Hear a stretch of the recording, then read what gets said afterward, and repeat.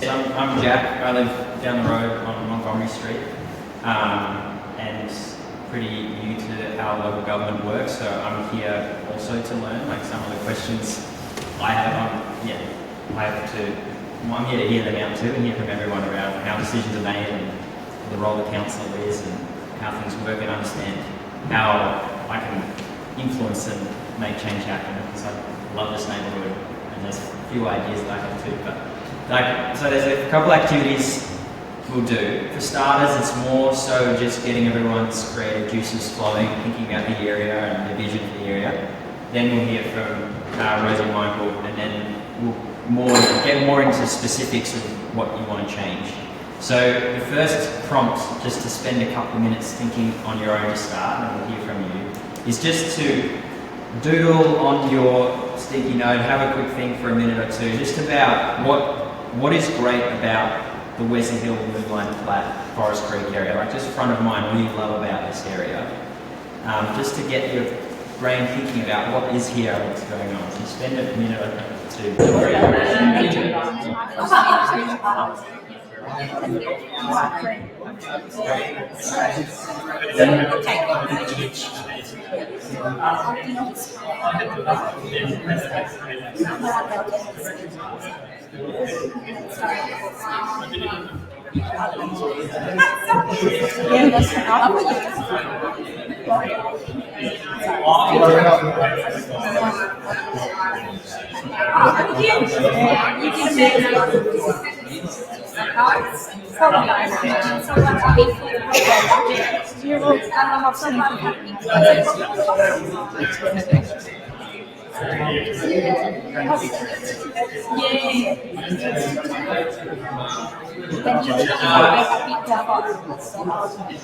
I'll bring it all back.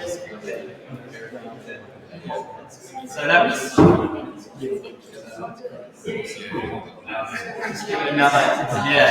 Just give it another 10 seconds.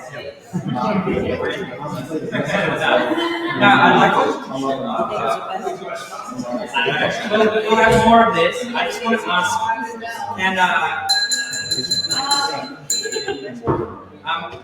maybe we just hear from one or two people. If anyone wants to share what you came up with, just to share with the group.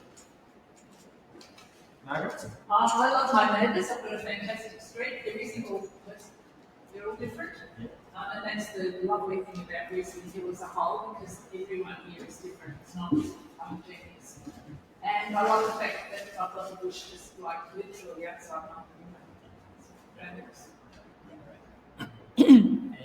Yeah, my roads are very similar. We have a beautiful pocket where we live sort of behind Green Folly, and it's a mix of ages, socioeconomic ideas, and it's a wonderful way that people come together. Nature, and I love the location. I love that it's close enough to the centre of Castlemaine, but not in the centre of Castlemaine. Yeah, great. I might just ask you, we're going to get you to write a few things on the post-its, and we'll just take some photos of it at the end, just so we know which question that was, and you just draw a little love heart in 4 months. That's like what we love about that. So we know, and then maybe just pass the next question. I might just hear Rosie and Michael. Do you want to just share really quickly, just 20-30 seconds? What do you think about when you think of this area? The Wesley Hill Market definitely comes to top of mind. I think for as long as I've been here, which is most of my life, Wesley Hill has just been known for the Wesley Hill Market, and lots of people come up from Melbourne to go and then end up moving here, and it's a real draw. I think the other bit for me is kind of the bushland, especially out that way, Happy Valley, kind of over to Penny Wakefield Cemetery, that whole area.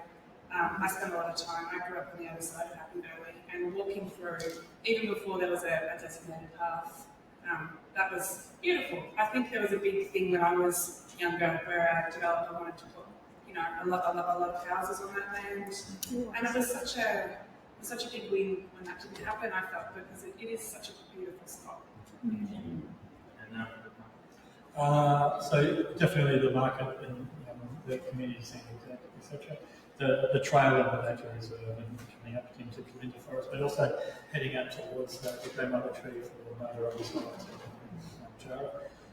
And the other one I had was the recreation reserve, and that facility it has there, particularly for youth, and what that gives as the key facility of not just this area but the whole Shire for young people in the community. So that's I suppose that's Thank you. Yeah, young and old. I just go to the basketball tournament down there, and it brings me so much joy. I've met so many people using that program. Young or old, Jack? I'm old. Yeah, no, that's true. Check, is there anything that we on so this half of the room had that wasn't in the list that's already been spoken about? Stephen? About the bike, paths and bike access. And that would be good to see that far better than upgraded. I was very pleased when the speed limit dropped to 50 because I was then I felt safer riding my bike before then. People treat 60 as not as a limit but as a challenge, and therefore they try and do at least 60 or more. So when it dropped, I was very pleased because I'm now fit. So, having said that, now riding more, I found that the actual bike facilities on the site are quite. So we're going to have a chat about what needs to change. Yep. And that's like really important to I think that's going to be, I also feel very passionately about that. But we're going to get to that and to maybe keep our minds in the kind of more creative, bigger vision space before we get into what needs to change now and how do we do that. So one more prompt before we hear from Michael and Rosie, and then come back to that activity, what needs to change, is kind of more of a vision. So thinking big and creative. If you just describe or even doodle and draw your vision for Wesley Hill. So that might be in the next 40 years, or it might be next year. It might be utopian, with lots of trees shading the roads, safe bike paths, accessible footpaths. It might be a McDonald's at the top of the hill. Or it might be No, but it might also be reflecting on the good old days and how it used to be back when, so just spend like a minute or two just doodling or scribbling down, just as a few ideas of like a vision for the long term for Wesley Hill.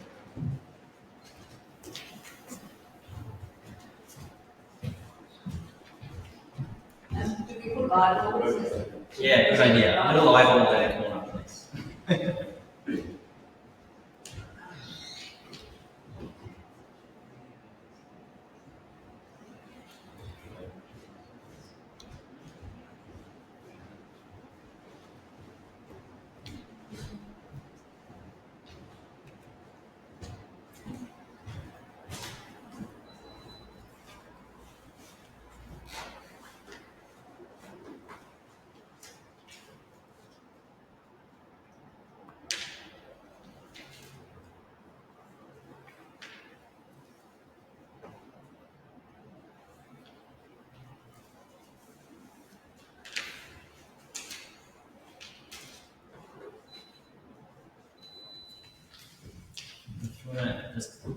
You can keep doing. But does anyone might just hear from a couple of people? What came to mind? What was in front of mind when you started drawing your vision? You want to share? The childcare centre. Childcare centre. Yes, We need that here because people want to work, more younger people are wanting to work. If we don't have the childcare centres, they've got to go elsewhere. And some people actually travel to Clayton, take their children so they can come back and work. Really. I've heard that's going to people value you. I just thought around the area, better lighting in the streets, it's pretty pathetic where I live. Yeah. And better footpaths and bike tracks. Yeah. You've got lots of singing in the library hall. Yes, that's the other. And a safe crossing on the highway. Yes.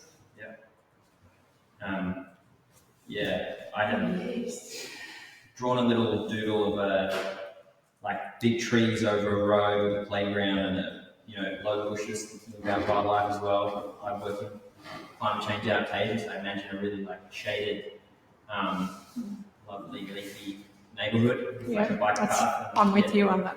Yeah. So where did you envision the playground?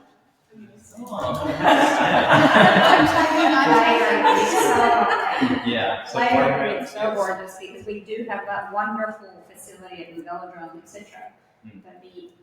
Which is great, but it's especially great for that, 10, 11 plus. Whereas the little kids, there's no playground. Nordwood Hill, it's beautiful. We could have one in Wesley Hill. They're taking notes. Yeah, that's great. All right, we might keep moving. Does anyone any last people want to share? Just that Let's have a few more shares. vision? Yeah. Let's have a few more people share. We've got a bit of time. So who else wants to share?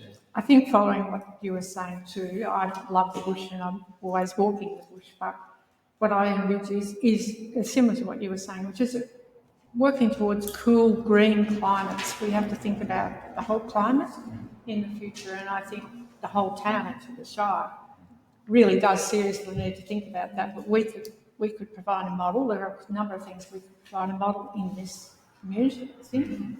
I've lived here for ages, doesn't matter how long. And Wesley Hill, generally speaking, has missed out. The centre of the community is largely Castlemaine and the boundaries sort of. And then there's Tube, and I think this area in here now needs the attention that we're starting to give it. And seeing as we don't have a beach over there, which was the original proposal, Rosie alluded to. Someone, yes, they were going to flood the lower part of Forest Creek and put in a beach and sand, and this was a fairly significant developer who lives in town still, but we avoided that. That was on the cards 2 or 3 times. Seems so dark. I know, I'm sorry. So, Michael, it's about clever planning, my view, which relates to the infrastructure. Yeah.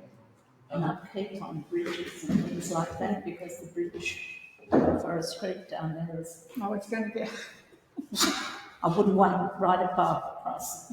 Yeah, so more like safe passage Yeah, along the yes. Creek Highway. Yeah, we're doing accessible. You think about Murphy Street, top part of Murphy Street, who can get up there with anything? You can walk, you take your life in your hands, you try to push a pram or a pusher or ride a bike. It's just, I don't really like bitumen footpaths and paths, but I do like proper contoured paths.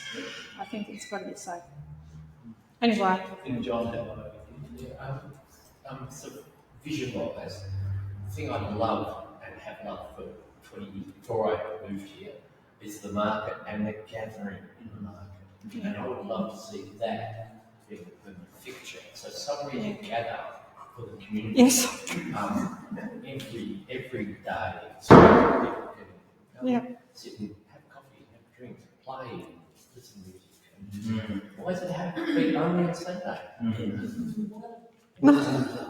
It's nearly 50 years, you know. No, I love that vision. That's beautiful. No, I was traveling in China and I was amazed by the infrastructure that was in place that just had hundreds of people in the park all day, every day, doing all sorts of activities, and shaded, all these just the idea of having, that in our neighbourhoods. You want to say something? I'll talk about that idea when you ask me to, or not. But I actually would like, just in a general sense, the thing that strikes me is something that Julie said, that Wesley Hill doesn't exist. It doesn't exist it doesn't seem to, it's very patchy, the yard that we hold here. We think it's nice. But even I've seen some council maps where Castlemaine stops down at the bridge and Tooting starts up there, and there's kind of nothing. There's no sense of this area exists, and in fact, there's no sense that people recognise the demographic in this area, and it's a very pronounced demographic. It's a lot of old people and a lot of young people. Yeah. So, and that then has a whole lot of issues for services, planning, businesses, traffic. So that's my personal view.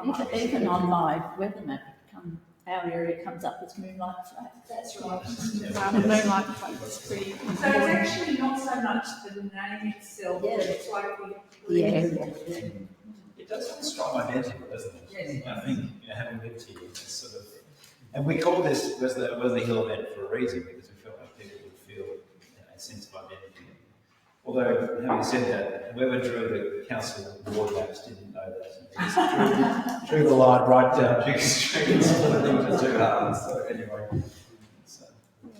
Well, I've had one more of that. I really love. When I came from New York, it was just there were so accessible delis everywhere, and when I came to Australia and I saw the little milk bars that had shut down, and I was like, oh, it'd be so good if some of those were open. I just think it'd be really nice to have a little general store or a milk bar in this area to make this little hub here, because you've got the bakery, you've got this hall, and you've got it used to be Gold Garden, and you've got the little cafe in the nursery, but you don't have like a, go pick up, milk and eggs and rough supplies. So I think that'd be really nice. That used to be the chicken shop. Yeah, I know. I used to go there. Yeah, it does become, it'll be interesting with the supermarket, but, because it is a little bit, I find, I was talking to someone about this, we're a little bit too far to say just walk to do your shopping. I mean, you can, but you've got to you either have to be really strong, have a really good trolley, but then there's no full carts, and then, That's right. on one side, so that makes it quite tricky. And so you're doing the driving a lot more than we like, because then you have to go somewhere. And like Greece sometimes is able to sell milk, so we can cross the street about milk, but that's it. Obviously and bread, etc. But so it is a little bit of this, suburbs without services.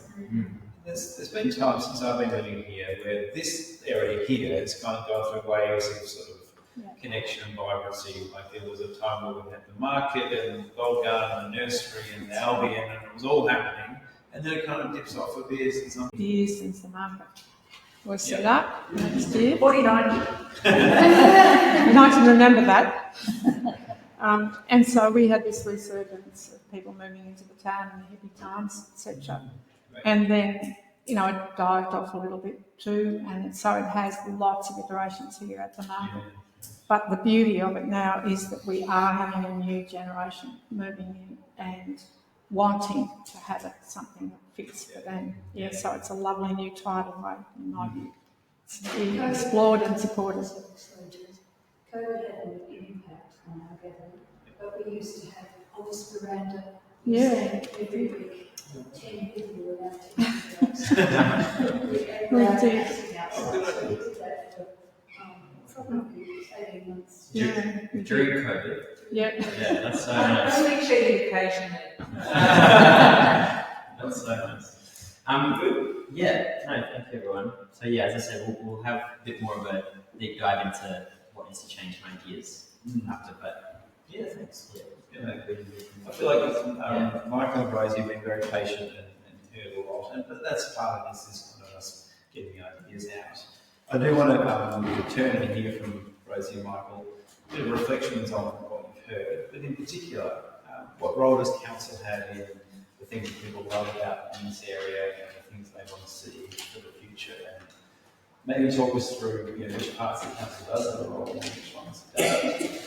And even, there's a reason that we sort of have Rosie as elected member here as one of the executive team and council staff member with different roles that you're playing in the organisation. So, I'd love to go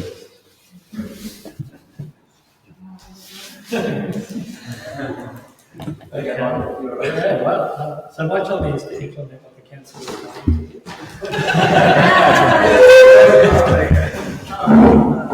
There was a joke in there, but that is the truth actually. In hearing all of the different ideas and the different visions about the community, in many ways, as an officer, you've got a lot of opportunity to help some of those things and see where those connections are. But you've got, I wouldn't say restrictions, but there are limits in the sense that my role and my team's role and all of the officers' role is to implement effectively the strategies and the visions of the council. And that comes around every 4 years as a key document through the Local Government Act, which is around the council plan. So with every council coming on board, within 6 months the council needs to set a council plan, and that plan then sets the direction for me and my teams as I go forward for the next 4 years. And that guides us from, in many ways, it gives it a little bit of an understanding about what are those areas of interest across the whole Shire for that next 4 years, for them need to be able to apply the existing strategies and the policies and the procedures and the state and federal government legislation and everything to see how they all fit together. Do we always get it right? No, we don't. Can we always respond to a specific request for one footpath or one crossing or for more trees? For example, I like everybody around the table here, I love green, cooling environments. But at the moment, we've got 25,500 trees that we know about in our urban centres across the Shire. And that 25,500 is just a lot of risk, to be very frank with you all. And it costs a lot of money to be able to keep them safe for people. And that doesn't include the trees that are on the rural roadsides, which we don't know how many are there. We don't have an understanding. Every year in the last 3 years, I've advocated and we've got some support from the councils to increase the funding to tree maintenance so we can replace trees, so we can put in more climate adaptable trees, so we can see how things go. But that's just one example as an example. So responding to the broader perspective, we follow those plans and directions. One of the challenges that I have with my team is to understand and to be able to get that sense of place, as you all just mentioned, that Wesley Hill's in the middle of sort of nowhere, and it's really clear from my perspective. It's not one of the major hubs in a sense that it comes up on the map, nor does another 50 little communities around the Shire. So one of the things that we struggle with, not in the sense that we can't do anything, but we just know that there's not enough ability to respond to every need, is that very local, while keeping that broad direction of the organisation and the council to meet some of the real underlying issues of our community. Things like playgrounds, things like street lighting, those type of things. What we try and do is we need to actually basically go through a process of prioritisation, to be very frank. So we have a series of asset management plans, and not to get into, if this is too detailed, just let us know, but for all the major asset classes, whether that's roads or footpaths or lighting, or whether it's reserves or playgrounds, all the way to toilets. Community toilets is one of the most controversial things in the Shire. There's never enough toilets, and then there's never enough. There's too many. So those plans are set on long-term projections. So we have to set a 30-year financial plan, and that financial plan then sets out how we allocate resources across those 30 years. Because some assets will last 1 year, some will last 100 years, and then we prioritise that. And then we prioritise the resources, we prioritise the focus. So we have a lot of this data that feeds into a consideration of any request that comes forward. We then overlay that with the current perceptions and needs of the changing communities. So we know that we have an ageing population. So we are the oldest, one of the most elderly populations in all of Victoria. If you look at the demographics, our median age is 51. Our major population in the community is above 51, it's 65 and above. Sorry, is that Mount Alexander? Mount Alexander, 65 and above. But we do know that with subsequent to COVID, there's a lot more young families coming in. Not necessarily families that were here beforehand, long-term families of the Shire, but more younger families are coming in. And there's a challenge there. We really, really know that childcare, there's not enough childcare in town. We also can see that the Education Department will have a challenge coming forward in future years, as will the demand on the services within the community with regard to that increased support that the elderly will need. While we're living older, we're healthier living older, but it requires more support. And that's why councillors and why the officers made a recommendation to stay in aged care, whereas all of the other councils around our area are getting out of each year. So we do make responses to specific things in relation to our demographics, our needs, etc. But then we go forward and we look at, well, where is the development happening? So we have, I think we've got something like 30 different playgrounds as an example around the Shire. And they're ranked as what's a regional playground. So what's a playground that we expect that people from the region will go to? And one of those examples is the playground at Stanley Park in Harcourt. So that playground, if you might have been there with your children, your families, etc., where we've got a great playground with a slide and the swings, and that was done. Another playgrounds are at sort of more local precinct, which is probably more the Northern Hill playground that we have seen. And then you've got the local level ones, which are the smaller ones, which don't have as much facilities. But we look at those and we see how we renovate them, how we increase the types of equipment and facilities that are there. So, for example, in Turriday, the community came out and there was an old tennis court that was not really being used. They came forward with a plan to renovate that and rejuvenate that.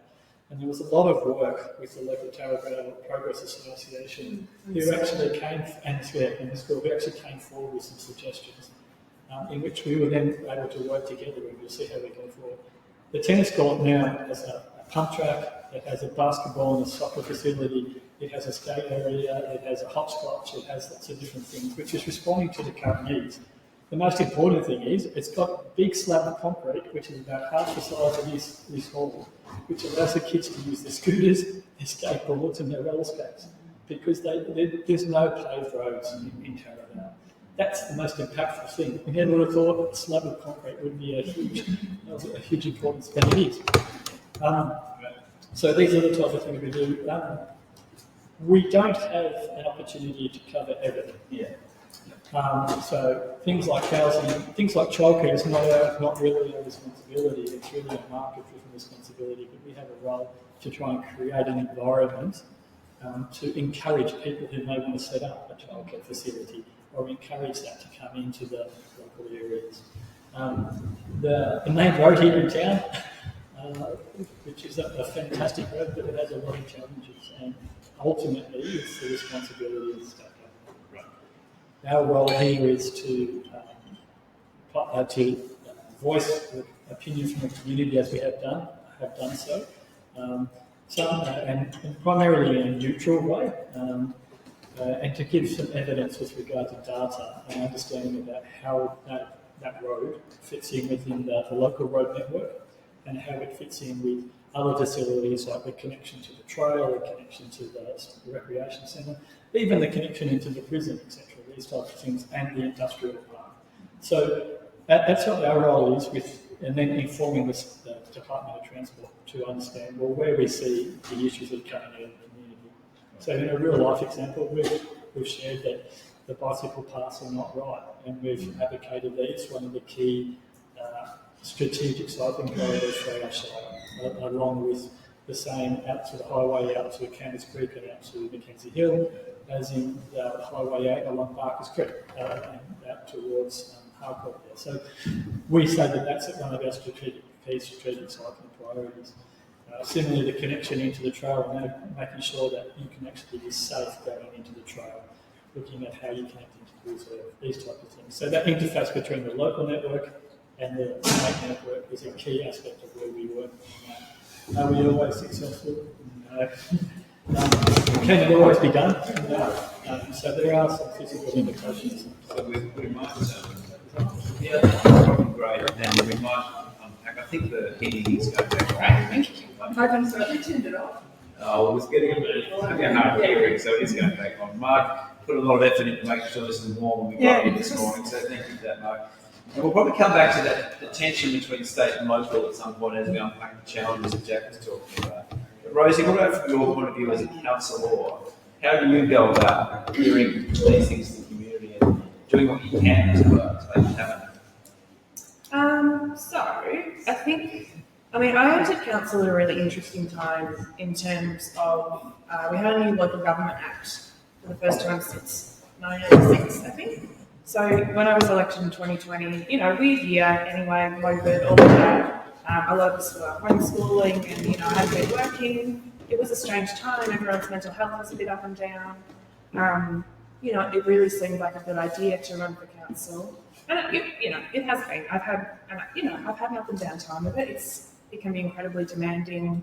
It can be really negative. I struggle with it sometimes because I feel like the mismatch between sometimes expectation and what council is actually able to do, and even more than that, what I, as a singular councillor, can and cannot do for a community member, for a community, it's really misunderstood. And what that leads to is quite a lot of frustration, which can then be directed at me, which, I'm not really up for. I'm pretty worn out. Almost 4 years into it, I remember sitting down at the time, I didn't think I was going to get elected when I ran for council, and then I kind of saw it coming, and I was like, oh gosh, what do I do? And then in my mind, I had small kids then, and I was like, it's okay, it's just like raising a toddler until they're like 4. I've done that twice, I can do that. It has been roughly that challenging, I would say. I've lost a lot of sleep. It's been a whole journey.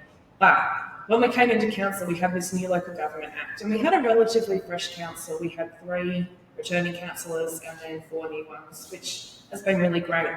We had this new act, and part of what the act did for the first time was say that for particular pieces of council documents, we had to do proper engagement, so deliberative engagement. And the mandated things were things like the council plan that Michael was talking about, but also the thing that sits even above the council plan, and I think we don't talk about this enough and we should, is the community vision.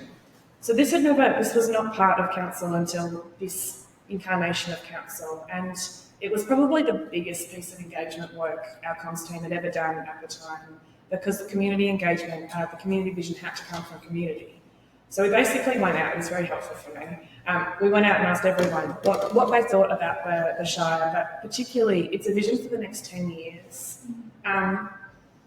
So everything that we then do is based on this community vision, and all of the things that we've said are included in this vision. It's a lot about how much we respect, nature, how important community is, how important it is that we live in a climate-friendly way, how important it is that we prioritise and respect First Nations people. It's all of the things that we want, opportunities for our younger people, our older people. So everything that we do, and this is all heard directly from community. So that kind of, to me, I don't go top down very well. I go kind of heart up, if that makes sense. So if we're holding the community vision as the closest, as the most heart-led thing we can do, we then build our plan and everything else around that. And from our plan, we get all these individual projects, we do our budget, all of that stuff. This was all really uncomfortable to me at the start. I'm not from a corporate background. I worked primarily in hospitality. It's a really different field, and my biggest struggles have been with. It is limiting at times. Council can feel very limiting because we do sit within this incredibly, the legislation that governs council is there for a reason, but sometimes it can feel very unfair, especially when, as the closest level of government to the community, we're living and breathing it. When something is going wrong in our community, even if it's for a singular person, we know and we feel it. And the fact that sometimes there's nothing we can do can be really, really hard to live with, I think. Put on top of that, the fact that whenever we don't get something right, which we don't sometimes, let's be honest, we're not perfect. No organisation can be perfect, but there is, I always say council bashing is basically an Australian sport. It is something we condone. The language and the attitudes that I've been subjected to in the past 4 years have really challenged me as a person who wants to believe that everyone, at their heart is driven by the things that they care about and is trying to do things for their families and their friends and everyone. Some of the stuff, I'm just like, whoa. And what I know is that it's frustration. And it's the same frustration that I feel sometimes when I'm like, why can't we just get this thing done? And there's always reasons, but it is very frustrating.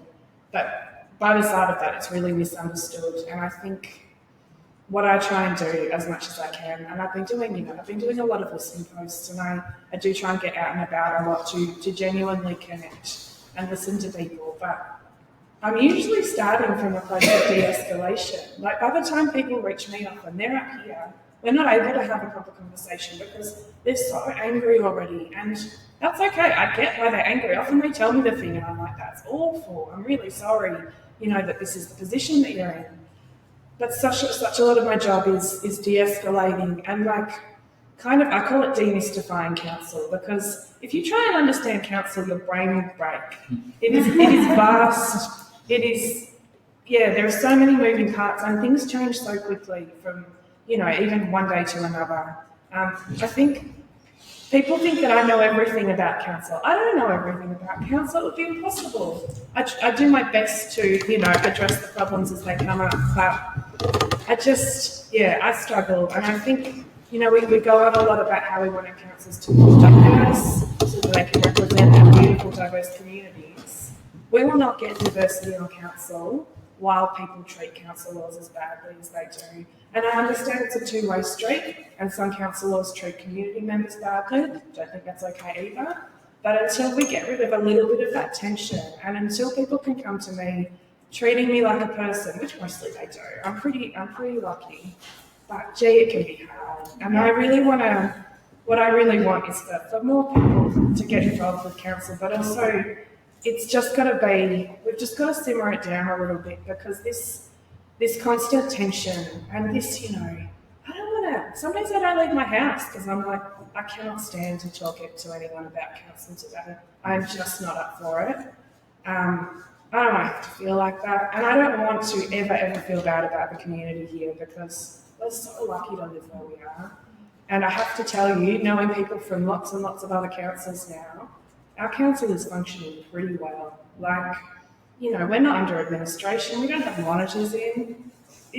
We're doing very well. And I know that's a low bar. But considering the amount of councils that have had some intervention in the last 4 years, it's a really strange time. And I guess what I want to tell you is that as much as, I sit around the table with my colleagues, there's no way we'd ever be in a room together, otherwise we're vastly different people. But we work so well as a team, and we're able to, and with executive as well, like what we've got going on is pretty special. And I know that it can seem from the outside like we're not doing the right thing, or we're not prioritising things, or why can't we just, fix this bridge or this pavement or something.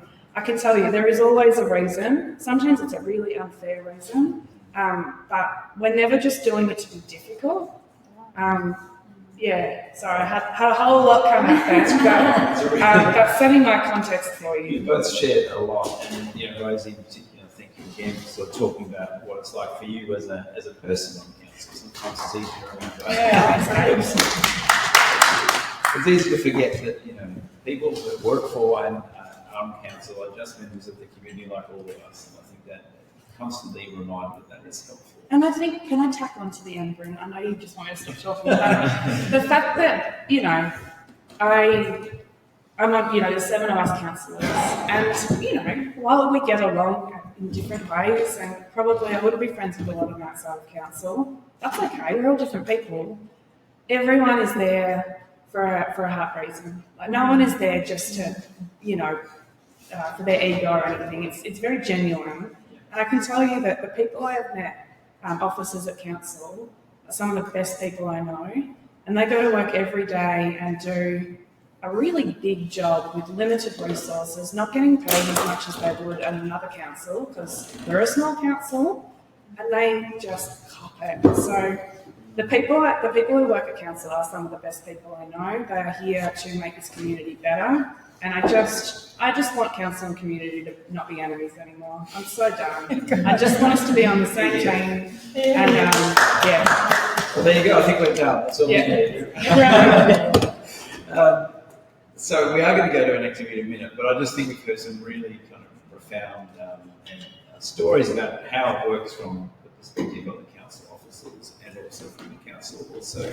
Also, like, what are you hearing? What does it mean for you as community members here and now, alongside the vision? Does anyone want to sort of chip in and Phil? In answer to the question, first of all, I agree with you. I think Mount Alexander Shire has a lot of good things to stand by with an affordable housing strategy, carbon neutral 2025, not privatising services, etc. The question relates to community plans. So some of the local governments I've worked with in the area or seen have gone out and worked, say, with the Wesley Hill community, what we're discussing here. The council's done it as a formal process. What's your community plan? What's your vision? And not the expectation that therefore council must deliver. But how does the council and community work together? Is there any thought about that within Mount Alexander There Shire? are some community plans. There's a whole lot of community plans. Yeah. We've got a few community plans. I've got to be honest, I think community plans work best when they're community led. Yeah. I think council is a great stakeholder to have, because certainly for any community plan, you're going to be wanting council to be involved at some point, whether it's for infrastructure or whatever. But I think often where things fall over a little bit is when there's a disagreement between who should be A, leading, B, paying for things. I cannot stress enough how tightly our resources are kind of done at council. So we're always willing to come to the table. We sit, our staff and our councillors sit on all of those kind of groups if we can. But we're not going to lead them probably at this point, because they've got to come from the community. Like, I'm very excited to hear what this planning for this little precinct will come. But honestly too, like if council did that in-house, it would look different, because it would be coming through a council lens.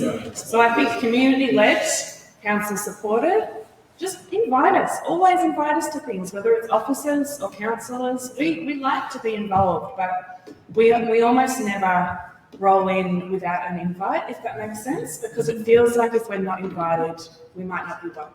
So just, that's the best you can do. Any thoughts or reflections on what you've heard from Michael and Rosie? Marty? Firstly, Rosie, I'm so sorry about that experience that you have all the time. It's like, yeah, I know you're brushing it off, but that's really brutal for 4 years. It's tiring. Experiences. So, well, thank you for all you do. And I guess to that point, I mean, what we're doing here is part of it, but I guess you're talking about how you get to the stage when your first interaction with someone is when they're already heightened with anger. So what, like, I guess more maybe not a statement, but something that we're working on here is like how do we transcend that and get to the point where those communications are much more fruitful? Because I can imagine you having conversations with people in that state, you're never really going to resolve that issue. Well, it's going to be more difficult to talk to them about what exists already and what could be improved. I guess that's part of what we're doing, part of really local. For mine, that seems to be the case. Because it's not just in politics, you just see the default position of anger in society being more and more damaging. So I imagine you're a lot less likely to have anger at you if we're face to face than you are people. Well, I mean, if someone here wanted to grab me, they have to do it in front of everyone. I do. Just in case. Just in case. I would say, I mean, look, social media is the worst. I think that, I'm not sure if Wesley Hill has its own little community. Don't ever get one. No.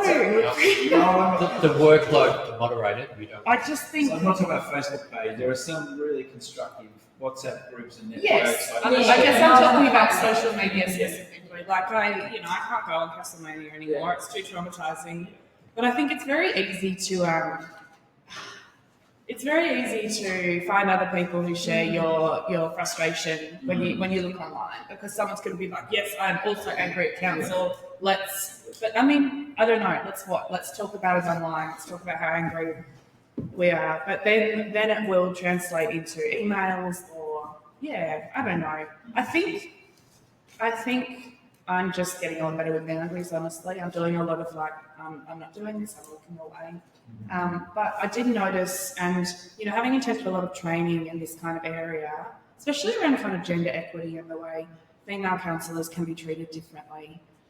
It's been a really weird 4 years for councillors in general. Like the turnover of councillors stepping down, being removed, you know, all that kind of stuff has been abnormal. So I think, you know, the world is in a weird place. We just need to, I don't know, we need to all collectively as a big, beautiful community find a way to stop being so angry at each other because it's not benefiting anyone. And Get together on a Sunday afternoon in the hall in It's Wesley just Hill. nice. Get a flip phone. You can text that quick. Couple more and then we'll go next Yeah, just sort of uniting those thoughts. You know, I think to some extent, people's reaction when something goes wrong is to blame someone, make an impact, or because council's the one that should fix it. You know, and I simplify it. I'm saying everyone necessarily feels this way. Whereas what you're saying, Rosie, and you know, definitely experienced that, you know, working together on the speed reduction is when it's community led and the community has thought about a solution rather than saying, this is your fault, solve it. But we have this problem, we are thinking this could be a solution, can you support us? It's a very different relationship, right? And then I wonder whether, you know, through really local, it is also about, I guess, building our awareness as community members that if we come together and we think of solutions and we approach council, it doesn't mean that council is always going to be able to do it, but at least we can have a discussion of, okay, we have this idea, how could we do it? Is there a potential? What will we need to do, etc.? As you know, might have happened with Tara with the playground, for example, rather than let's just keep complaining, you know, this sucks, council's the worst, and we'll just sit here and, you know. So maybe that's a job for you. Well, I don't know. Not that I'm saying it's something that you have to do, but that's something that we can get out of these. Well, it's like, part of the purpose how of we these more things aware. too, isn't it? Yeah, the opportunity to, and look, I think really local can go only so far, and what we, you know, it's about the community wanting to, you know, get organised and connect, and we can sort of kick some of that off through these sorts of conversations. We're happy to share, you know, networks, and we're happy to, you know, host events, etc. But it's really about the community kind of organising itself, and there is the potential of this is not, we're using the election as an excuse to get together because people get engaged, but it's the sort of thing that can and should continue afterwards, whoever's, you know, involved in council. But it has to be sort of like community getting organised. So maybe as an example, so I met with Newstead 2050, which was Newstead 2021, about every 6 months. And sometimes I meet with the ward councillor together, and sometimes we meet separately. But every 6 months, from my particular perspective, because most of the things cut across infrastructure or development or generally in the area that I look at within the community, whether it's from a playground, a sports reserve, to a walking path, or whatever it might be, the trees in Newstead as well. So that every 6 months, it's sort of like an exchange as we go forward. And that's a positive thing, coming back to your point, Phil, about community planning. So I think it was in 2013 it was? Yeah, 2013, yeah, thanks. Thank you, Margaret. So 2013, there was a request to do a community plan, which failed, dismally, from what I've been informed, because what happened was, as Rosie said, council, it was chosen that, for some reason, the decision was chosen that council would come in and help lead a community plan. And then that wasn't picked up by the community because there was a rut, which is fair. So then what happened was the community, from what I've been informed, has come forward, and Newstead 2021 came out of that, which has then developed. And there's a great collaboration as we're going forward. Actually, can I just correct that? Because it's a really important point here that I think that I'd like to talk about, and it is where the responsibility lies with the community. And in the case, I was very actively involved in all of that community planning process with the council. I was on the committee, and I also worked very closely separately with the Newstead community. And the essence of what went wrong with the Newstead community was that they had already established Newstead 2021 in around about 2004. It was a long time. They'd already gone through a lot of planning, and they were working very cleverly about how they were thinking strategically, how will we fund it, how will we do it, which bits of the community can do some of this without us asking council, without us asking state government. How do we want to build community resourcefulness? And then what happened is that council got a lot of money. I think it was something like $350,000 to do some community planning in all of the things. And unfortunately, Newstead is already miles ahead, And council didn't think to ask, and this isn't criticising, sorry, it's history, didn't think to say, can we talk about what you've done? Where are you? How can we sit alongside you? And so what happened was that it was 2 or 3 years of just awful running up against each other about who was going to be seen as the leader. And that came down to a principle, is this a community-led initiative or is it a council-driven one? Yes. In circumstances where a lot of what Newstead was asking for was being funded separately from state government, quite separately from everything. So it's a really good lesson, I think, that I'm going to put this into a positive framework now. I worked in Indigenous communities at the height of the intervention. I worked across 3 states in Australia, actually 4. And I worked with the issue of enormous gap in outcomes for Indigenous people and enormous resentment. And can I say that the places where there was success were the places where the communities actually stood up also and said, we can do this differently. If you look at what happened in Matagorda, if you looked at what happened in Fitzroy Crossing, if you looked at what happened with various things about getting kids to school, those initiatives were started by 1 or 2 people sometimes caring about their community and then coming to us in the Commonwealth government saying, this is what we want, and then we resisted it for 3 years, and then we did. No, I'm only joking. But they were very, very impressive things because they were so close to the community. And I think that my lesson to all of us here is we need to stop seeing council as being the ones with the agency only. We have agency, we have brains, and we have skills. And it's really about how we talk with each other and the way we invite people to participate, whether it's council or whether it's state government or whether it's business down the road. That's the important thing, because there's more chance of success. And I'm just saying this because I came out of our planning meeting today for the Wesley Hill Hall committee, where our principal thing is driven by our base in the community, and we need to know how to disagree. They're the two of the 5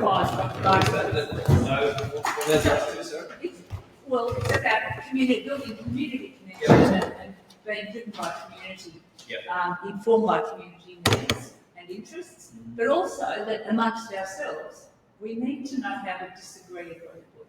We have to always keep that forefront. Right, I love that. Community has agency. We need to disagree effectively. Bailey, do you want to jump in? Just focusing on your point about asking the community from council. I lived in Central Gloucestershire for 40 years, and there was a constant change of councillors and over and over again, they didn't do that. They didn't see that there was capacity in people. Even when there was a wonderful particular golf field, the community was not respected enough to say, we believe in you, we believe you've got the answers, so it has to go both ways. Yeah, that's. I mean, I'm sure as a council tries to do that, right? Yeah, I guess I wanted to touch on, and I think this comes back to honestly the change in the updated 2020 Local Government Act, which does prioritise, engagement with community. It legislates it only for 3 documents, I think, but it encourages it more because council's historically not great at genuine engagement. I think, like across the board, it wasn't. You just kind of did stuff and then responded to people as they complained about it. We have a new document. I think last year we endorsed it. It's a new communication and engagement strategy. I'm really, really, really proud of it because I think it shows that council is really trying to do things differently. We're not hitting it every time, by the way. We're not yet, but I think we're working towards it, and it's called Start by Asking. This is the tagline of our strategy. Start by asking, because, and I'm going to take one relatively traumatic matter and just bring it out here. Sorry, Michael. We inherited from the last council Friends Road Bridge as a project. I don't know if any of you have heard the saga, but I mean, it basically, and again, I wasn't on the previous council. Michael, you weren't with council yet. We weren't there, but the crux of that whole problem could come down to the fact that we didn't ask at the right time. We should have asked right at the start, and instead we asked a little bit further along, and that did not go down well, and it turned into this. You know, I still think about that bridge. I don't drive that way very often, no. But in hindsight, and what we have done since, and I'm going to take Noah Hill Playground now, which is one that I'm very proud of. We started asking right from the start of that project, and what we've ended up with is something that I never thought we'd be able to get for that area. To be honest, you know, Noah Hill it's been challenging, you know, and that park in particular. Probably wouldn't have wanted to take your kids there at some point, but now, I don't know if any of you drive past it, but it's completely changed that community. And obviously, wouldn't it be nice to have something like that here for your community? But we are changing. When you ask, you always get an answer, because sometimes I feel like council tries very hard and doesn't always get, you know, all the engagement you want or in the way that it's a bit both ways. So it's kind of like, what happens a lot is part of our new engagement strategy is that we don't just ask people one way. So say we use our Shape Alexander page a lot, which is our digital engagement platform. And you know, that is not for a lot of people, especially older people, and then young people. So say if we're doing early years, middle years strategy, I am in the schools sitting down with most preps and 1s and 2s and 3s and 4s, 5s and 6s. I am there, our team is out there talking to kids, we're doing pop-ups and playgrounds. If we're deciding whether or not to stay in aged care, which again, I don't think many people realise what a massive decision that was when none of our neighbouring councils have stayed in. And we are watching a lot of the older people not have services. We're getting a lot of requests to do aged care for our neighbouring shires. And, you know, I don't know how long I'll stay on council. I hope for a little bit at least, but I'm going to always remember that one, and for as long as it remains a thing. But the way we got there and the way we got those vignettes of the way our services impact those people's lives was our direct care workers went and sat down with their clients and wrote down what they said for them, because they were never going to be able to go and shape. Maybe a lot of them can't even hold a pen at this point. But the data, because it's more than data that we gathered in that, what we learned was if we take these services away, these people are going to suffer, and they love the way mostly. So I think we are trying. I'll still, you know, from time to time, I have some posters out the front yesterday, and there are a couple of times I was like, oh no, why did we do it like that? But we're getting there. And the other thing is, like, not all of us in council offices, councillors are people. You know, we've got a lot of people who are engineers and planners, and their job is they're really good at being engineers and planners. But they might not be as friendly as I am. You know, Michael's great. But, like, do you know what I mean? Asking an engineer, I'm just using engineer because that's the one that always comes up. Anyway, I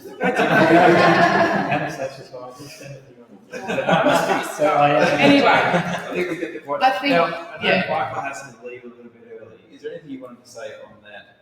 I've got a little bit of time. Okay, right. Maybe a couple of things. One, I think what's happening at the moment in our society is we're starting to fragment things. Not along traditional lines of class. We're talking about subjects and topics. So there's climate change as a major topic. There's housing as a major topic. There's generations as a major topic. And I think if we talk about some of the things about place, I think we're starting to get a little bit of a circling back to that place. We've lost a bit of face with the COVID impact, the busyness of our lives, with the history of how things have changed. And I think that nostalgia is coming through in some locations, and it's clear here. And that need for place and that need for connection because of a real challenging problem in our society that we've spoken, which is loneliness at every age and mental health, etc. But what council has done, I suppose, over the last 3 or 4 years is probably done a lot more engagement around topics. I'll give out one in which the climate change, so it's a clear topic. And along the lines of what Margaret was saying is, as council, we went out and we looked at for what do I need to do to give my best recommendations to Rosie and the councillors with regard to council's responsibility on climate change? That was already based on the premise that we have a very strong community voice in climate change. And we did not want to step into that area like my colleagues in other councils do. My colleagues in other councils have gone in to step in and create a community forum on climate. We don't need that here, and that's not our role as council officers or as a council to do that. But what my role and my team's role was to present that alongside of what my recommendation to the council as well. So, but to achieve that, what we did was we worked side by side with the Warrack initiatives on the net zero plan. So together, together there was consultation happening at the same time, and they were building off each other. There was some tension because we set a barrier, we set some framework that this is really for what is it that you need council to do alongside of what the community will do, and the community development is still in progress and is still going. So we understand there's a dynamic there. But I think we started to look at things in a slightly different way around topics versus around place. But I think we're circling back to place more and more without getting. The other thing is, I think it's really hard to get people's feedback. It's one of my hardest jobs is to present to the councillors what is the community view. Now we do it across different platforms. I know a lot of people are not so happy to go back online and to share things online, but a lot of people are happy to send an email. So there's a little bit of contradiction there. But also when we have, we do try and get out there in the community more than we have been doing. So over the last few years, we've already seen more place-based consultations, particularly around planning matters, or particularly around recreation reserves, these type of things, where we have an ability for people to come and see and engage. And one of the most recent ones, which is something that we would not have done before my time over when I started, we actually invited people to the archaeological investigation at Camp Reserve. And I broke all of the rules opening up that investigation and letting everybody come in and have a look at where the ground was dug up. Now I can't let Rosie know, she doesn't know that. I was watching, I was there. My boss doesn't know that. I just broke every bloody rule and I put the council under a huge bloody legal responsibility. But we're trying to do that type of thing when there is positive relationship, where people are respectful as we go forward. Right. So sometimes we might get, for the Campbell's Creek Recreation Master Plan, the plan is to set the development of what will happen in Campbell's Creek Recreation Reserve, which is one of our three sort of areas as a cancer strategic area. We had 13 people respond. Yeah. And we had those 13 people respond because my officers went and knocked on the doors. And we had 13 responses. But then look at like Tiny Homes on Wheels. Look at, should we allow dogs on Wesley? We had 1,800. And they were all on shade, where people don't like to use. So it really depends on the topic and the issue, but really, to be frank with you, I don't think you should worry about dogs on Western Reserve. I think you should be worrying about what's the next 15 to 20 years investment in a premier sporting and community facilities, not just sports, because that could have been a real centre for community. And I think sometimes the priorities are driven by frustrations, and sometimes the priorities are driven by my immediate needs. Yeah, sometimes we're looking. So that's one of the challenges. So typically we'll get anywhere between, if we're lucky, anywhere between 100 to about 350 responses in some form. Now that could be from a group who's representing 20 people, or it could be from random people. And that's not very many out of 25,000. no, excuse me, Mike, it's not. I agree. And so the response must be as frustrating as because my job is to put the best recommendation forward based on all the information I have. And often what happens is it's the legislation or it's the finance or it's something else that takes over precedent over maybe the perspectives. And that's not to blame anybody. I know we've got busy lives and it's really hard to do. We are trying to get further ahead, as I gave some examples, but it's never going to be. So quick one from Jamie. Now you give everyone a very quick 5-minute break because we want to kind of come back with a last half hour of brainstorming. We've heard a lot of really good things. We've heard a lot of issues thrown up. And how do we take this from here and do something else? In the last I was just going to ask about, in terms of there's an expectation for community engagement, then what evidence have they provided or guidance to you as a council around the minimum feedback requirements that are shown to be effective in utilizing information via community engagement to then action plans? Have they given any? The legislation doesn't state a minimum, apart from a few documents. It doesn't even explain what deliberative engagement means in the Act. It just says it. So every council is interpreting it a little bit differently. But I don't think that's a good thing, though, Jamie. I think that would be very detrimental to the process. Why don't you take that in for a discussion during a very quick 5-minute break, grab a cup of tea, grab a biscuit, because then we want to have a really brainstorm at the end about what do we take from here and what do we do next.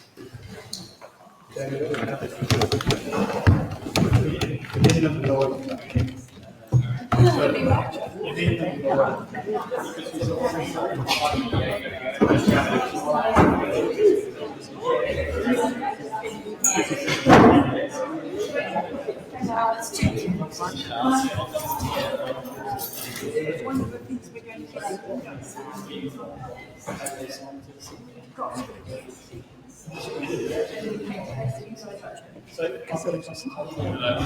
now this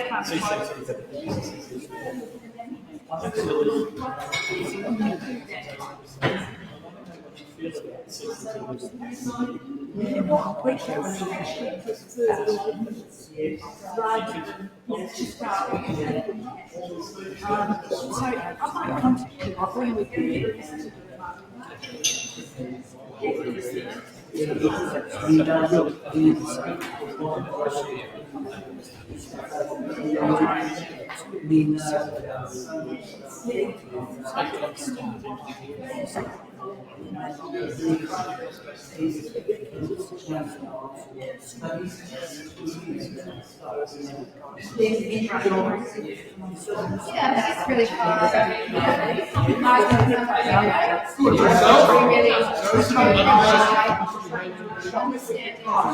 We know that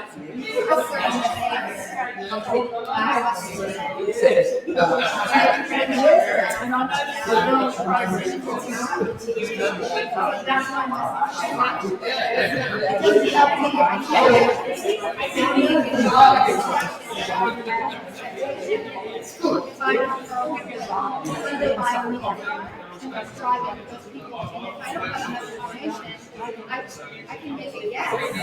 That's what we're in that process, thinking about what engagement and I look at surveys.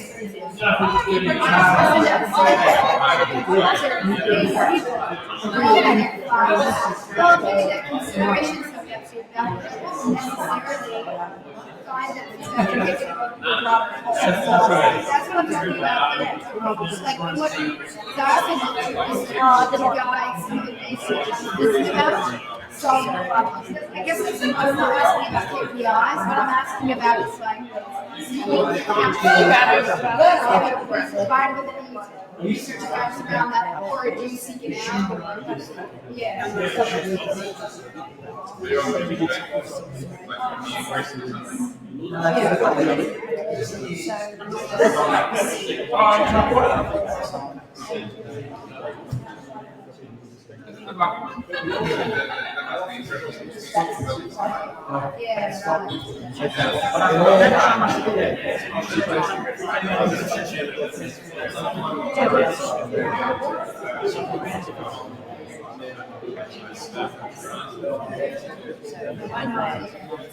It's changing a lot.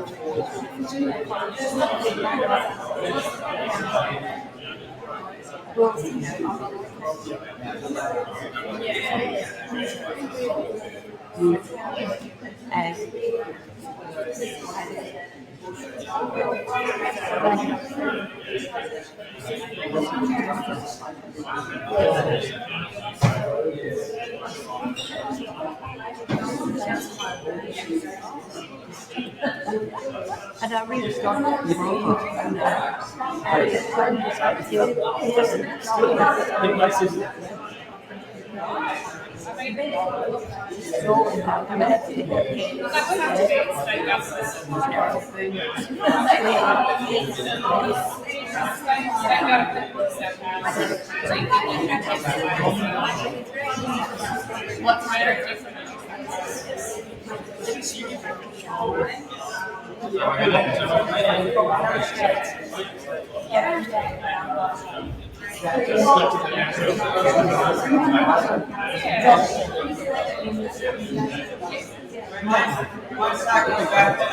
It's all right.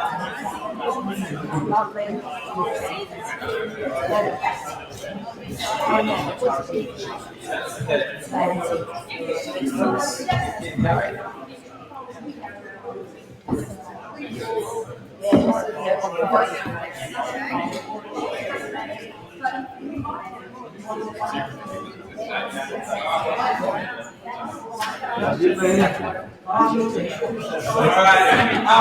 already got half an hour, so we might get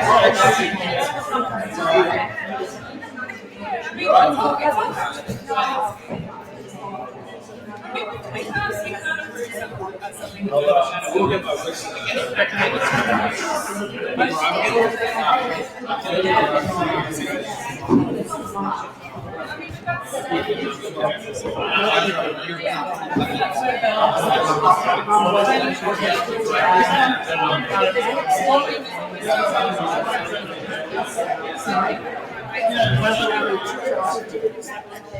So we're going to have more conversations now.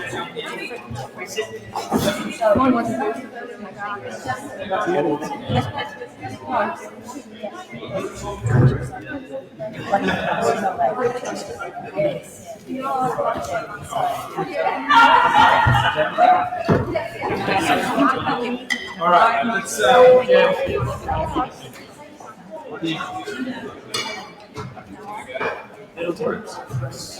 Okay, alright. So we've only got just over 20 minutes left. So we're going to have a quick just brainstorm together some of the priorities. We're going to get you to just do that in small groups of 2 or 3. Just spend a few minutes talking about, all right, well, what would you like to see changed over the next 4 years? So what are some of the priorities? And we'll just spend a few minutes discussing what priorities are, and then discuss again pick one priority from the things that you want to change, and just have a quick chat about what, with community agency in mind, what can we do to bring that change about? Yeah? So, a few minutes to chat about ideas and priorities of what needs to change in the next 4 years. Pick a priority, and I'll just make a noise when it's time. Okay, pick a priority, and then spend a few minutes talking about how are we, with community agency in mind, going to bring that change about. And then we'll kind of hear from the group and think about what can we do to make some of these ideas happen. Yeah? Cool. All right. So 2 or 3 people thinking about your priorities. Okay. Are we talking 4 years? I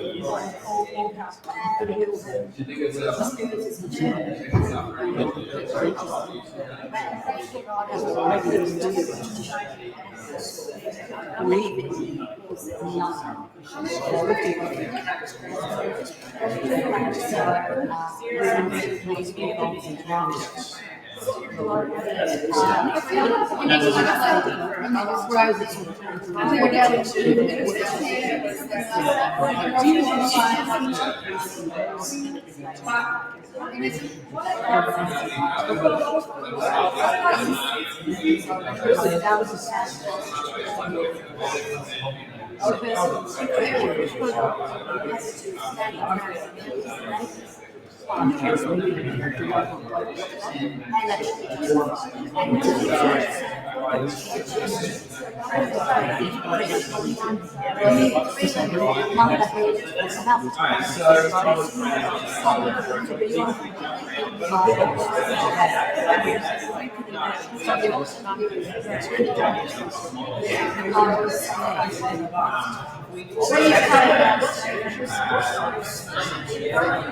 Oh, no, that's Yes.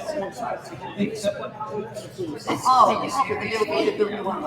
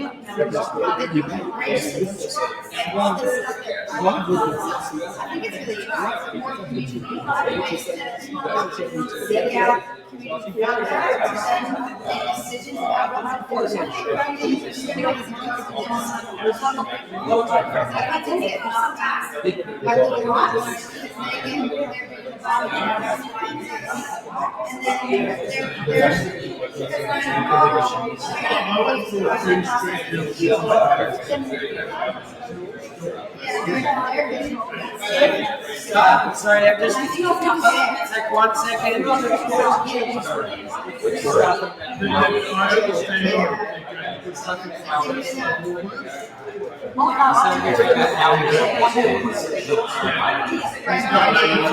So you start talking about how we get there. Not just the ideas, how we're going to make it happen. Yeah, let's just watch the next thing.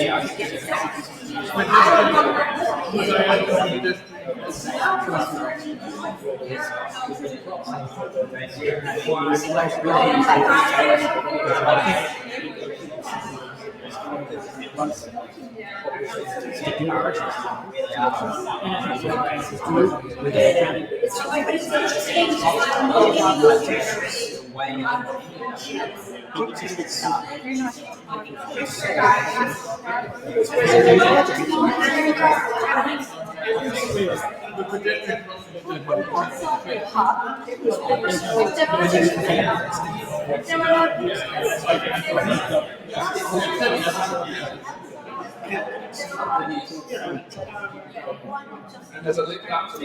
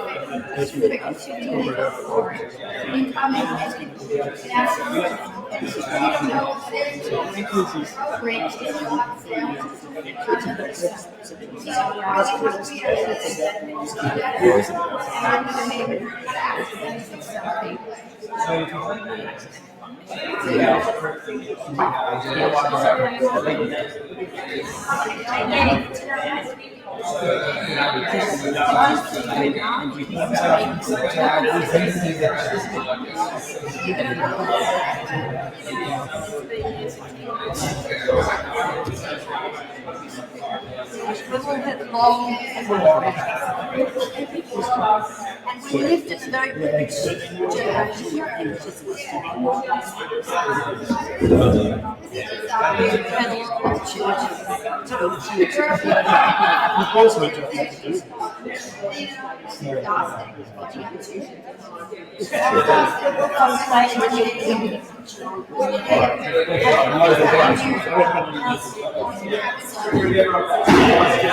It's not their fault, thank God.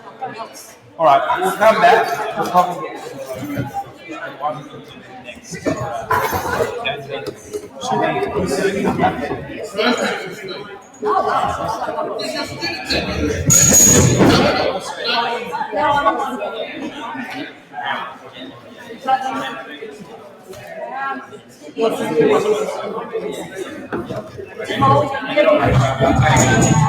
All right, thanks everyone.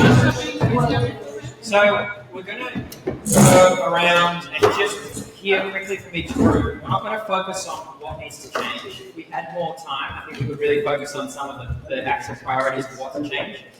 We're going to focus on how we're going to make that change happen with that community kind of led processes in mind. So maybe if we just go and hear from each group, just one thing about that, how to bring that change about. Does anyone want to start? And particularly, what are you going to do next? Yeah. Let's go around. Yeah. Jamie and John. John, do you want to share? So what we sort of got to was that notion of it's all well and good to have like things that you want to solve or things that you want to fund or ideas of community. And what John brought up, which we were talking about, the idea there has to be, like we've been talking about, a community plan or vision that's community led, and what types of opportunities can communities identify to be able to sort of form a more consistent community engagement, so like organism or mechanism that then is reliable and predictable, that then can take that community voice up the ranks, whether it's to council or whatever. And then we were discussing the idea there are some really successful community organizations that do have money lying around, that they fund things. You can, like Rotary, for example, or Lions, and you can go and you can apply for certain things, and they might support you or not. But thinking about how do we actually learn from them? So what types of activities might they be engaging in to be more successful in that capacity? And also then what are opportunities to combine efforts sometimes and use what's existing to better support some of the community outcomes. Great. John, anything to add on that? Great, that's good. Mark? Two things, not one, but one is, the first one is about precinct level processes for planning applications. Very important, taking it down to street level, and what we will do, we will engage with our neighbours to make certain that is presented as a possibility to council on each planning Precinct level application. consultation. Precinct level consultation and process. So I just actually put something there that it's endorsed in regulation by council, not just we just want to get that as a good choice. It's part of council process. Right. Okay. And the second thing is about the safety of Duke Street, the Murphy Street intersection being particularly bad, the safety for tram pushers, cyclists, and we don't want to hear from anyone saying that old ladies riding electric bikes, they shouldn't be doing it because they should. So just quickly, how are you going to advocate? So we're going to continue our own community engagement processes that we've already commenced, that we're going through them, whether it's in the informal structures or through the formal structures. So they've been... So we're going to continue representing the community voice. Right. Through the whole community? No, that's our little group there. Yeah, fantastic. Different hat. Okay, good. Phil, anything down on that? Lucas? Oh, sorry, did I skip Rosen? I'm feeling tense here. We're rushing, is that what we're doing? Well, we're trying to get 10 minutes. We'll try to get very quick sort of couple of statements. Oh, we were full. So. Okay, anything to add to this week? Lucas? I'm following on my statement what Mark says. I think it's gathering your community together in whatever way. She's got some ideas of that strategy, joining forces and bringing forward. I have a couple of questions. The way you like us to bring it forward too, we need to understand that and know that. So if I want to go and plant these native grasses, because that's a great way of bringing this community, but I don't want someone coming on and telling me you can't do that. So it's understanding that it's not going out and planting hundreds of trees. I mean, they shouldn't be there, or they form a problem, or an observed sort of a problem for people or the council. There's so many options between that and nothing, which is what it is at the moment. We could do that within months. We could do it within months, and we'd make a difference. And that's my. I always feel we're limited. We're very limited. Two things there. One is that you want to join together collectively. Yes. We might come back and talk about how that is in a moment, but also Small understand the limits or what you can and can't do, and having a conversation with council about that. So those two things probably go together.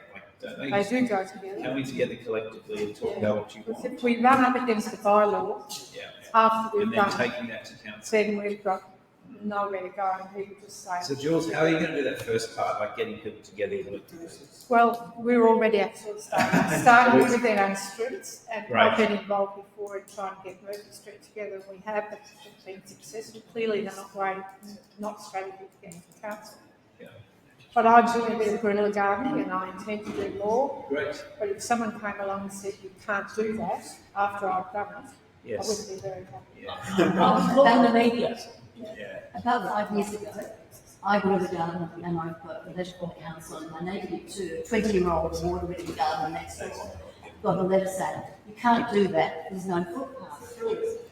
I already had built a footpath through it, I'm not for that small market. So they came along and inspected and they said, yeah, okay, you've got a footpath.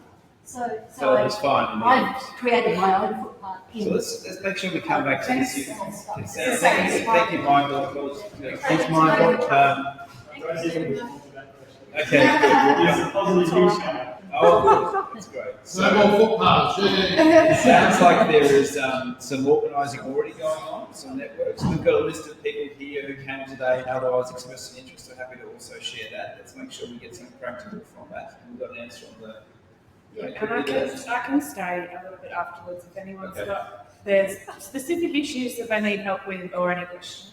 Yeah, so I can stay for a quarter of an hour. I was pointing out the small things, but it's then I'll please talk to don't you make about it this. enormous. We'll come back to that. Yeah, the Gorilla Garden I planned on Jig Street is still there. By the way, Oh, yeah. Aaron's talking about the safety concerns, orchestra, the footpath, that sort of thing. yeah. Okay, great. Anything else? Here. Steve, did you say? Once again, the main road. Well, I've got. We've got to revisit what the beautiful work that Nana and Co did around getting the speed lowered, to maybe revisit that as a group, and particularly to look at road safety overall. That the road isn't built for a greater speed than 50, so people do it. And whether or not it might be possible to dream possibilities as a group and even get some sketch planning done, which would take both to council and to big roads, to say, these are possibilities we've thought of. Yep. How could they be costed, or even sections where the road becomes narrow and road is more planting, and people simply have to slow down because of the way the road's built. So to me, is it the distance out that the 50 goes, because that's causing a lot of angst. Yes. Range. And so it's a revisit that beautiful work. Right. Yeah, I think that was it. Well, the other thing is to create an area like this Wesley Hill area here where we can come and have meetings. At the moment, there's a lot of stuff on social media and there's a lot of vitriol and stuff like that. And I've just got off social media completely. So it would be lovely to have an area like this where we could come regularly and, maybe have a district meeting once a quarter. Barbecue go with us there. Barbecue as well. Here's one we prepared earlier, Steve. I know it's been done a bit, but the sort of 15 to 18-year-olds in schools, when they can be engaged more specifically on issues, some of them got some fantastic ideas, all the kids who have some of the climate change stuff, and they quite deliberately invited and encouraged to be involved in some of that institutions. Fantastic. Marty. And we talked, tying into this, we're actually talking about the market, as how important it is for the community as a hub, and looking at ways of reinvigorating John's idea of having it as an ongoing, not just the market, but some innovative idea of how we might. Yeah, I thought that if we had a pizza oven here, and because I know Joel Adams, I know he's put pizza ovens. So at church this morning, I asked him, would he be on board with building a pizza oven? He said he didn't really make a committal to it, but he said, it's a good idea. You mean a permanent pizza? Permanent pizza. People can come and use it. You book it out. So we're a bit like one of these community groups could use it to raise funds. Great. So I think there's some common themes for that, some very specific ideas. I think one of them is this as a hub. So Mark, do you want to have a very quick talk about the plans? Yeah, and it's actually good news. If I've been laughing and fidgeting, I'll be very quick then. I'm really pleased to hear the suggestions about making this a community hub. I'm really pleased to hear about having a pizza oven. I'm really pleased to hear you saying use this hall in a different way. And I love the sound of this being used for 7 days a week.